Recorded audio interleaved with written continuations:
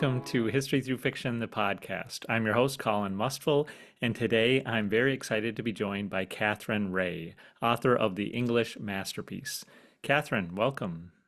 Thank you so much. I am absolutely delighted to be here. I will have to start out by admitting that you're going to have to do a lot of education. I don't know anything about the art world, so I'm very curious to know more of the intricacies involved. Before we do that, let's talk about your main characters in the English masterpiece, Lily and Diana. Who are they? What are the circumstances that they find themselves in? Okay, we are in 1973 London. Diana Gilden is the keeper of the modern collections at the Tate Gallery. She is the first at that time keeper in all of Europe, really, at that stature within a major institution. And her assistant keeper in the US, we would call them curators. Her assistant keeper is the young Lily Summers, who's come up in an unusual way, in the sense that she has not graduated from Oxford or Cambridge and has an art history background, but just has been scrappy, tenacious, knows a lot about art, and Diana can trust her implicitly. So she has elevated her to the assistant keeper position. So that is where they are, and the stage is set. It is 2 weeks after Picasso's death, and Picasso was the greatest artist, not only the 20th century, but he also was the first artist in 1960 to have what they called a blockbuster exhibition. That is the time the word blockbuster came about, a Tate Gallery exhibition in 1960. So he was kind of off the charts famous. And at his death, museums around the world were racing to commemorate him. And the Tate Gallery is one of the first in this fictional story to put together a world-class exhibition. But Lily walks in, looks at a painting, and says, "That's a forgery." And worldwide scandal ensues. So that is where the women are, who they are, how this tension is set up. Because, of course, such a statement can ruin the Tate, can ruin both their careers. And there's a lot at stake. So give me a little bit of context then for what this really means. It's this potential of a forgery. What does it mean when a painting is forged? How often does it happen? What are how does Lily, with her trained eye, how do people who investigate art know and see the differences? Just tell me a little bit more about what this means. Okay, so in 1973, it wasn't like it is today. We hear about forgeries all the time today. In fact, there's some very famous forgers that we hear about too. And experts say that when you walk into a major institution today, you are probably seeing from 20 to 40% forgeries without realizing it. Is the Mona Lisa really the original Da Vinci Mona Lisa? That's been an ongoing discussion, since it disappeared in 1911. Um, it came back, or did it? So anyway, so the idea of forgeries not only is a huge market thing, it devalues paintings, but it also gets into the oeuvre of an artist. And has that been corrupted by forgeries? What is truly Picasso's and what are insertions into his work? And so that taints the history of both art as we see it collectively, and also an artist as we view him or her individually. But in 1973, forgeries also were just coming back. Originals and forgeries were just really hitting the market again from a lot of Nazi looted caches. And so the idea that a major institution had one was scandal. Everybody would look to their own walls.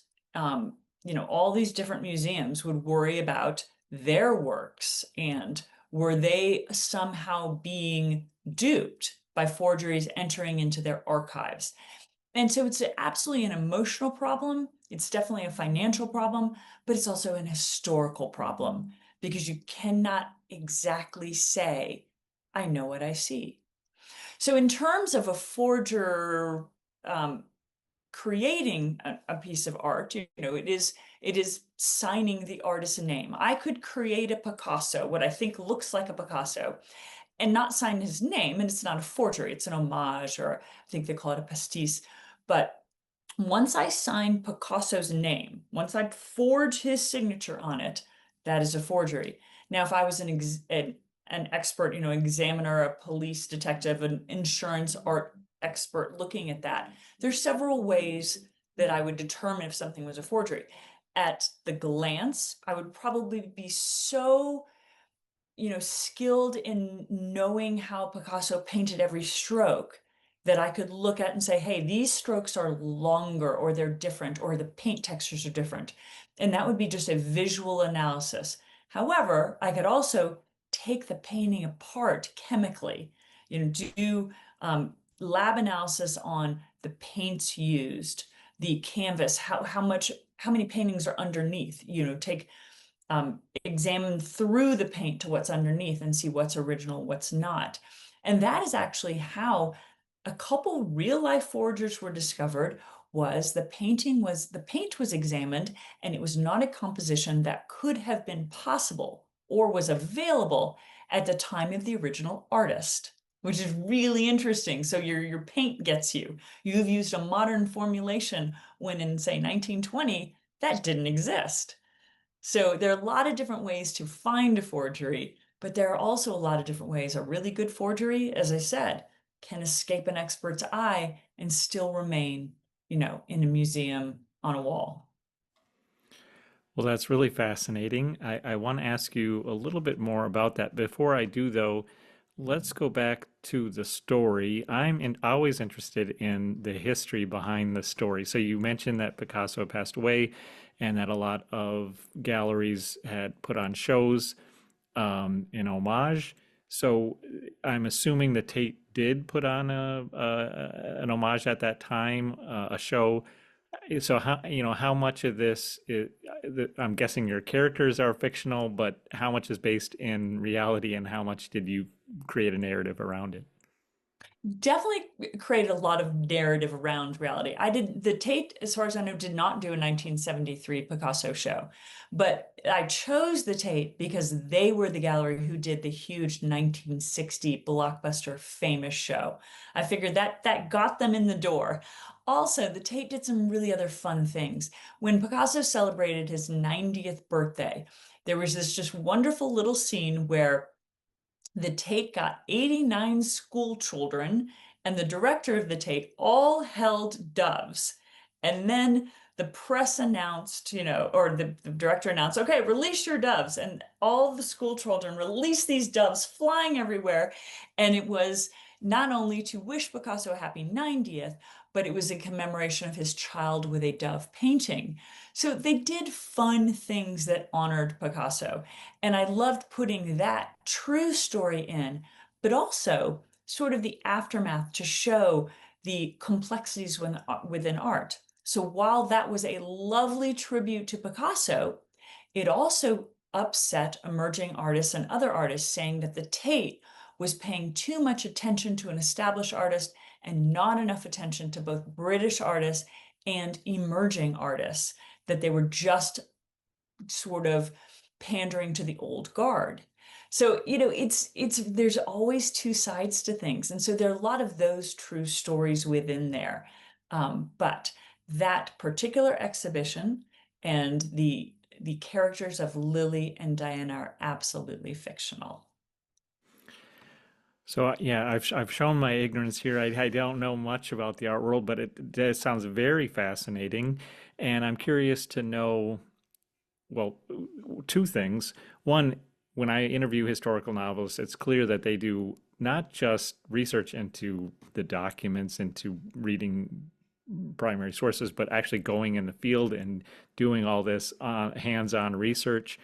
Tell me about your background in this field and what inspired you to, I mean, it's clear you've now have a lot of knowledge about this, the art world and how all these things work.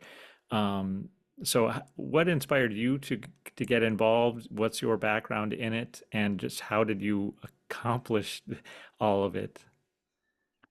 So my deep background, is a history major in college, but that was years and years ago. And only a couple classes in art history, but I love history, absolutely love it. And my two previous, actually three previous novels have been about Cold War spies. And so I loved this era and the things globally happening at this time. In fact, in 1973, I read this fascinating article that said it was the most pivotal year in British history. Now, that blew me away because the Brits went through the Blitz and deep, leading the charge in World War II. How could 1973 be the most pivotal? So I found, however, that, that's when the troubles began. It was the first bombing on London soil in March of that year. I found that they were in energy wars at the time. There was great inflation. There was global uncertainty. There was a global recession at the time. And that is when a 4-day work week was instituted. Lots of there were labor strikes, so it just sort of set the stage through a historical context, setting the stage of what's going on at this time. Then I started to research forgers. Well, they're not too far away from spies, to be honest, because what you see is not what you get. And so, looking at sort of examining the psychology of a forger, I found to be fascinating. And again, not too far from some of the spies I'd read about. And then I went on. I raced around London. I lived in London a couple years in the early 2000s. So I know the city really well, and I knew how I wanted to move my characters within it.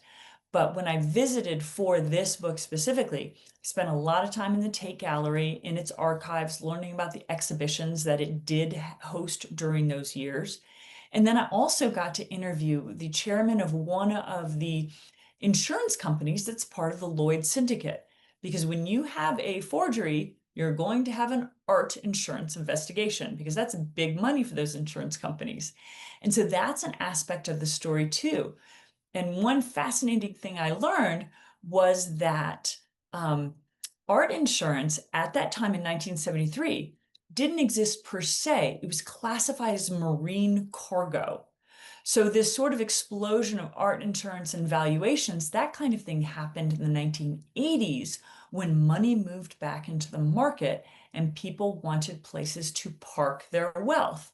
And that's when art became more of an investment than it was sort of a beloved piece that you hung on your wall, but which you may or may not insure because it's classified as marine cargo. So there were so many different avenues of research that sort of led, hopefully very organically and holistically, within the story. Well, talk a little bit more about those intertwining aspects as far as related to craft. So you have the historical elements, you have the thriller elements, you have the romance elements. You've written a lot of novels, so you're adept at navigating those different elements. Talk about how you were able to weave all of those together for this novel. For this novel particularly, I think it's really, for me, it is seeing it as I write as a visual whole, in the sense that the characters have to exist within the time and space in which I've placed them. And I sort of go back to C.S. Lewis has had this quote that we are all afflicted with chronological snobbery. And you can't let that come into a story because 1973 Lily Summers lives in an entirely different world than I do in, 2025. And so I had to sort of pin her within that time. Now, once I do that, pin her within that time, I, can continue to build that world around her and move her through it. And Diana also, she has her own chapters and she is absolutely, but she's older than Lily. So her time is slightly different. She grew up in the early days of World War II. That is her childhood, and that absolutely would have left an indelible mark upon her. And so her perspective is going to be different as well. So I really try to stay within perspective and let all the other sort of inform that and ride along with that as I move through. I write a novel absolutely in chronological order. I do not skip around in writing a novel because I need to build perspective, I need to build scene, but most of all, I need to build tension. And as you said, part of that is building the romance. If I skip around, I'm going to deplete that tension because it's not going to build naturally. And the same with human emotions. They have to build naturally through a story. So although I get very frustrated because in my head I see the climax, but I'm only at scene three, I have to stick with it because by the time I get to the climax, those emotions, those tensions may be entirely different, and the climax will turn out to be something different. So I guess that's how I approach it. Sounds a little like a reader who wants to skip ahead and just get to that Yeah, no climax skipping. moment. I'm curious, what is your own background in art? Are you any good at it? No, no, but you know what? The odd thing is, I love it. I love going to those painting pottery places and like creating a cup or a bowl. In fact, when I was writing this book, I used to go to one all the time and I would try to, on a platter, create a Chagall painting or a Miro. Um, those were the ones I kind of gravitated to the most because there was more whimsy, which meant if I messed up, I could say it was almost in that vein. I really should have done Jackson Pollock and just start flicking paint to the bowl. But I'm no good. To be honest. Now, on the other hand, though, my daughter, who's an architect, is incredibly good. And what is interesting is we talk about art in the same way. Our creative processes, me with writing, her with actual art, we do talk with the same language, which I find so fascinating and intriguing. So that's a lot of fun. But you stick a pencil in my hand and you will get a subpar stick person at the very most. Well, let's talk a little bit more about what you are good at, and that's this craft of historical fiction, of creative writing. Tell me about your path to where you are today and what you've learned along the way. Um, how challenging has it been? What have been some of the ups and downs for you? Hmm. You know, it's always challenging to be honest, because as much as I get support from so many friends, so many writer friends. The writing community is incredibly welcoming. We help each other out. It's fantastic. But in many ways a solitary profession in that it's you, all those fictional voices, and you are just wrestling things out on the page alone, most of the time alone. And so it can be challenging because you always have an idea of what the book can be. And it also can be frustrating both by time, um, you know, a time constraint, just all sorts of things, even your own ability. To be honest, like I run into the limits of my own ability all the time. um, the difference between where the story is and what I can envision that it could possibly be. So it's an interesting job where you run into yourself constantly. That said, it's incredibly rewarding as well. And I love it. And I do think the bottom line is writers write. We are compelled by something within us to write. Otherwise, I don't know that we'd put ourselves through that gauntlet with each and every book. So what I've learned is to enjoy the process, to be honest, to keep coming back to it and enjoy what I do, because the only thing I can control is time in the chair, my effort, and my enjoyment of the journey. I cannot control the outcome, and that is really hard to let go because that means sales, and that possibly means your next contract. But you can do everything, including tours, et cetera, et cetera. But in the end, you cannot control the outcome. That's a tough thing to learn. So anyway, there you go. There's a little bit of it. Well, sometimes it definitely feels, well, it's disheartening when you put all the effort into it, or even in the marketing phase, there's so much that you can do, but ultimately you're right. What the final sales number is really outside of your control, and how readers respond to it. Um, Yeah. you're taking a pause from writing to talk to me right now. I see you have a lot of events scheduled now. In the past, you've done a bunch. Um, do you, what are your feelings about speaking publicly about your work? Have you just kind of accepted it? Is it something you enjoy? Tell me about going out there and doing that phase of the work. So it's funny you ask that, in the sense that I'm a true introvert. And if you invite me to a cocktail party, I will probably figure out some way to get out of it. But if you invite me to speak about my books, I actually love that. I love that interaction. I love meeting with readers. I love answering questions. I really do. I love that. And I finally got an explanation, perhaps, from the book Quiet. I don't know if you've ever read that book, but it was little vignettes about different introverts. And one was a Harvard professor, and I do believe he's passed away now, but he had the most popular class at Harvard, and it was dynamic and people loved it.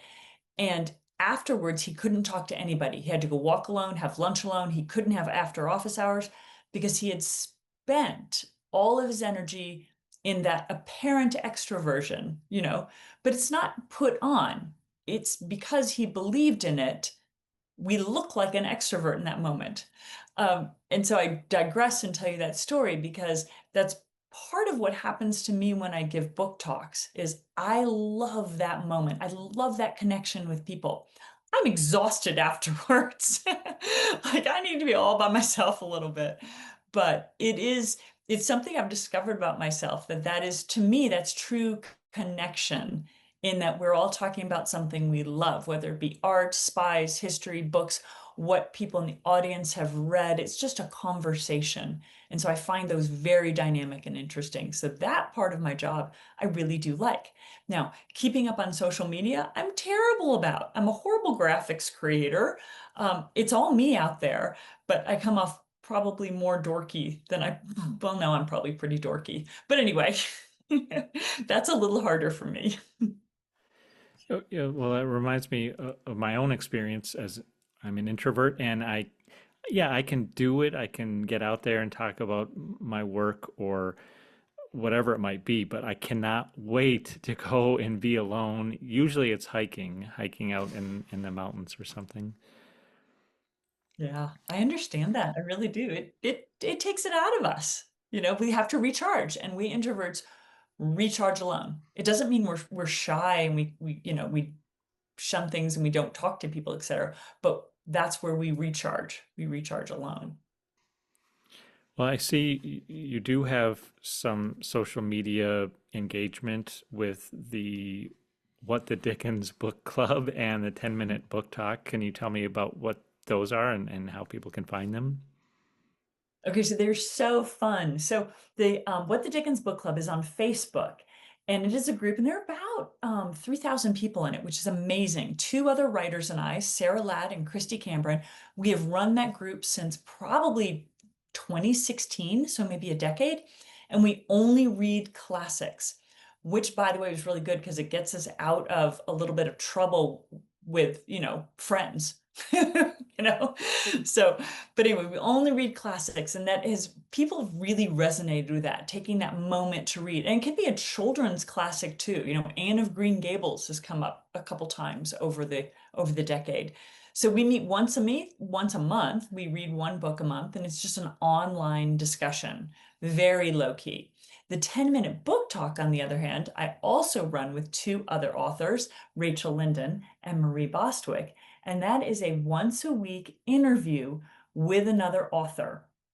And usually it's about a time a new book comes out. And it's a great way for readers to find new authors. And they are fun, dynamic talks. And our sort of tagline is short and sweet 10 minutes, because everybody's got 10 minutes, but you may not have a full hour to learn about a new book. Though everybody here, I'm very glad you're here for this entire discussion. But it's just 10 short, sweet minutes with an author. And we drop one every single Wednesday on Instagram, YouTube, and Facebook. And it's really a lot of fun. And I've made tons of friends that way, which is a delightful perk. Well, I'm definitely going to send some of the history through fiction authors your way to see if they'd like Oh to my join you goodness, for that. yes. Yeah, but we love it. We're always looking for new people to interview and great books to promote. So, yay.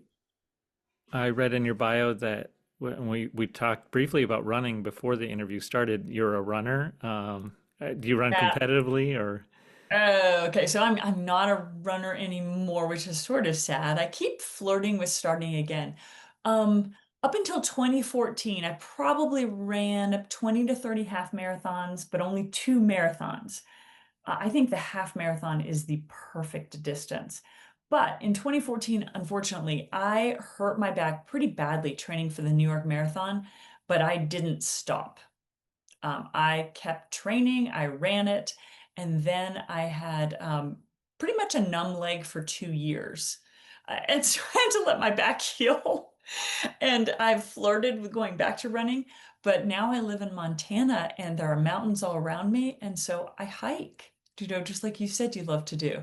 So I hike much more than I run now, but I love running. I love what it does to my strength, energy, but I also love what it does to my brain. Everything slows down just a little bit, stories come to life. Hiking, fortunately, does that same thing, but I had to sort of train myself once I stopped running how to rethink, I guess, ideation, because I thought of all my ideas while running. That's was part of my process as well as part of my life. So, yeah, it all gets wrapped into one, doesn't it? Well, I have a similar experience again. So I've run 13 or 14 marathons, and I had chronic pain in my leg, and it turns out it was arthritis. I had a hip replacement last December, and now I've signed up for a half marathon September 7th. I think I can do it. I mean, my leg has responded quite well. Um, but yeah, I don't know if I'll ever be able to do as much running as I used to, but I'm gonna give it a shot. Good for you. I will say, I don't know if it's your first half marathon or not, but it really is an entirely different beast. Um, No, and I don't know why I bother with full marathons. They're I absolutely wondered myself too. I mean, terrible. And the yeah, tough. the half, it's like you still have enough strength to push yourself and accomplish something instead of just dragging yourself over the finish line. Exactly. And the aftermath of a half, you are recovered within days. Mhm. Within after days of a marathon, you can be so spent that your body really still is in sort of, a red zone and not lifting back up too fast. But a half marathon doesn't beat you like that. It doesn't beat you Mhm. down like that at all. So, oh, I hope you have a great time. Thank you. Well, I know you're in the middle of promoting your new book, The English Masterpiece. Have you started on a new project? Where are you at with that? I have, and I am deep within the first draft. It's due to my editor soon, and it has a little more. I've returned to spy adjacent a little bit more here. I'm titling it in my head, and I've only ever titled one of my books, Dear Mr. Knightley. All the other titles, my publishers had to knock me off my terrible working titles because I guess I'm terrible at that job. But this one in my head is called The Undercover Bookshop. And it is about a mystery store in London, a bookshop, and sort of how it began and who's running it now, and the sort of spy secret at its very beginnings, and the women over time who, in one family, who have been managing this beloved store. Wonderful. That sounds like another fun project for you. Yeah, it is. I am really enjoying it. Yeah. Well, congratulations, Catherine, on The English Masterpiece, and thanks so much for joining me and talking about it on our podcast. Absolutely, Colin. Thank you so much for inviting me. This has been wonderful.